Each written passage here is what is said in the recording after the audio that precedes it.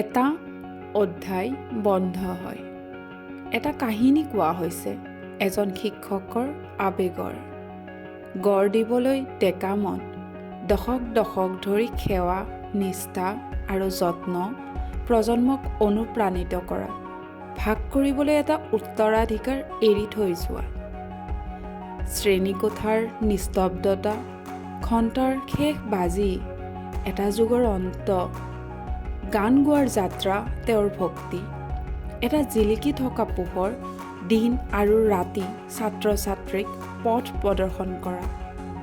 প্ৰতিটো পাঠৰ লগে লগে এটা বীজ সিঁচা হৈছিল, জ্ঞান আৰু প্ৰজ্ঞা, চিৰকাল বৃদ্ধি তেওঁৰ কামৰ প্ৰভাৱ, এটা স্থায়ী চিন, তেওঁ মৰমীয়াল হৃদয়ৰ এক প্ৰমাণ।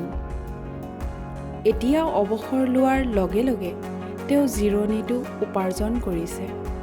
ৰিচাৰ্জ কৰাৰ সময় আৰু তেওঁৰ শ্ৰেষ্ঠতম অৱস্থাত থাকিব। ভ্ৰমণ কৰক, পঢ়ক আৰু আপোনজনক লালন পালন কৰক। প্ৰিয়, এটা নতুন অধ্যায়ৰ সূচনা হয় কোনো ভয় নোহোৱাকৈ।